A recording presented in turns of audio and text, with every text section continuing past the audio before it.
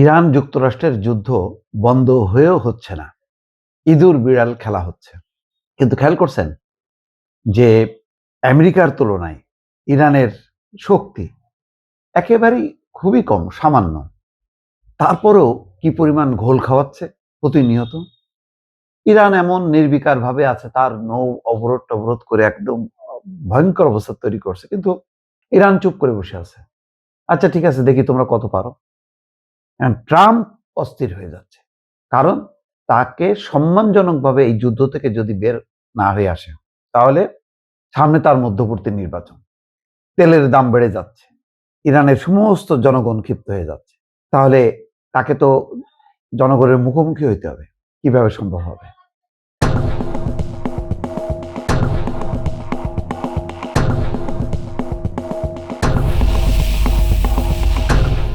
ট্রাম্পের যত তাড়া, খেয়াল করেন ইরানের কিন্তু তেমন তাড়া নেই। ওই যে এখন যুক্তরাষ্ট্রের প্রস্তাবগুলো পর্যালোচনা করছে। এই যে পর্যালোচনা করার দামে একদিন দুদিন করে সময় পার হচ্ছে, অস্থির হয়ে যাচ্ছে। অস্থির হয়ে সে আবার হালকা হামলা চালাচ্ছে, ইরানও আবার পাল্টা হামলা চালাচ্ছে।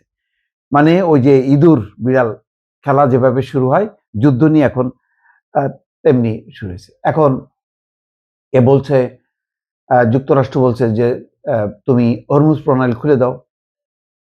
ইরান বলছে হ্যাঁ খুলবো, তুমি নৌ অবরোধ তুলে নাও।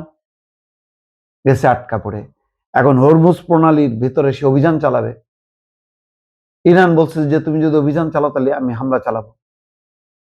এবং দেখা গেল দুই একটা হামলা করার পর যুক্তরাষ্ট্রের যেটা পরিকল্পনা ছিল যে সে বিপুল পরিমাণ নৌ অবরোধের নামে যুদ্ধ জাহাজগুলো মোতায়েন করে ভয় দেখাবে এবং অন্যরা আশ্বস্ত হবে, অন্যরা তাদের জাহাজগুলো সেখান থেকে প্রায় ১৬০০ জাহাজ আটকে আছে, সেই জাহাজগুলো বের করবে। এখন যখনই নাকি ইরান দুই একটা হামলা শুরু করলো, তখন আস্তে করে তারা ভয়ে আর কেউ জাহাজগুলো বের করলো না।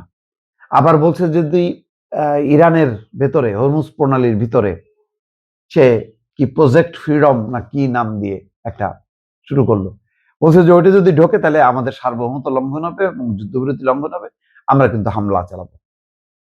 ট্রাম্প বলছে হামলা চালালে ইরান গুড়াই দেবো। কিন্তু ট্রাম্প আবার এটাও ভাবছে যদি তাদের মানে কোনো যুদ্ধ জাহাজে ইরানের ক্ষেপণাস্ত্র এসে পড়ে এবং সেখানে যদি আমেরিকান সৈন্যরা মারা যায়, তাহলে সর্বনাশ।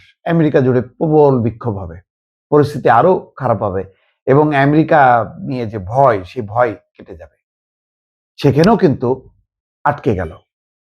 এখন এমন একটা অবস্থার মধ্যে পড়ছে যে কোনোভাবেই এই চক্র থেকে বেরোতে পারতেছে না। কোনোভাবেই পত্রপত্রিকাও আসছে, মানে কি কারণে, যে ট্রাম্প কেন চাচ্ছে যে তাড়া দিচ্ছে যে তাড়াতাড়ি তার যুদ্ধ শেষ করা দরকার।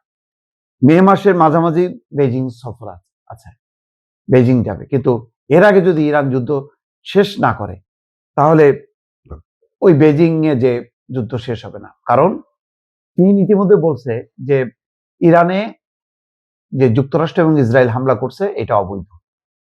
এইরকম বক্তব্যের পর মে মাসে যে যাবে ট্রাম্প, চীন সফর করবে, কি বলবে, কি আলোচনা করবে? কোনো আলোচনা নেই। তারপরে বলছে যে ঠিক আছে, আমি হরমুজ খুলে দেব। ইরান বলছে হরমুজ খুলে দেব, কিন্তু যুক্তরাষ্ট্রের নিষেধাজ্ঞা তুলতে হবে, ইরানের উপর যে নিষেধাজ্ঞা তুলতে হবে। এবং দুদিন পর পর যুক্তরাষ্ট্র বা ইসরায়েল মানে আবার হামলা করবে না, তার নিশ্চয়তা দিতে হবে। পারমাণবিক বোমা ইরান বানাবে না, কিন্তু শান্তিপূর্ণ কাজে পারমাণবিক শক্তি ব্যবহারের অধিকার তাকে দিতে হবে। তা এখন কি বলবে?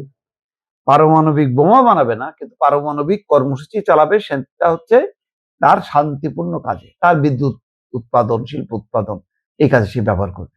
এটাকে তো না করতে পারছে না।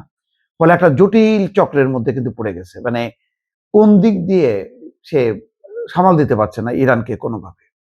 আবার দেখেন, মানে ইরানের যুদ্ধ না থামিয়ে এই শীর্ষ বৈঠক তার জন্য সুখকর হবে না। জুন মাসে বিশ্বকাপ, যুক্তরাষ্ট্র এবার অন্যতম আয়োজক। কিন্তু যুদ্ধের কারণে তেলের দাম যদি না কমে এবং মানে বিমান ভাড়া যে পরিমাণ বেড়ে গেছে, তাতে দর্শক সমাগম হবে না। এটাও তার মধ্যে কাজ করছে। ইরান মে মাসে চীন সফর, জুন মাসে বিশ্বকাপ আয়োজন, আর এইরকম যুদ্ধ পরিস্থিতি চলতে থাকলে মানে এই পুরো আয়োজন সফর সব যে একেবারে এতে বিথা যাবে এটা বলার অপেক্ষা রাখে না। সব মিলে একটা জটিল চক্রে আটকায় গেছে। আবার পর্যালোচনার নাম করে যুক্তরাষ্ট্রের প্রস্তাব পর্যালোচনার নাম করে ইরান সময় নিচ্ছে, ততই বেশি ক্ষিপ্ত হয়ে যাচ্ছে ট্রাম্প। ক্ষিপ্ত এসে আবার হামলা চালাচ্ছে, আবার ইরানও হামলা চালাচ্ছে। তখন বলতেছে যে না, এটা যুদ্ধবিরতি চলতে থাকবে, তার মানে যুদ্ধবিরতি ভেঙে যাক, আলোচনা একদম পণ্ড হয়ে যাক, এটা ট্রাম্প চাচ্ছে না। সব মিলে একটা জটিল চক্রের মধ্যে আটকা পড়ছে আমেরিকা।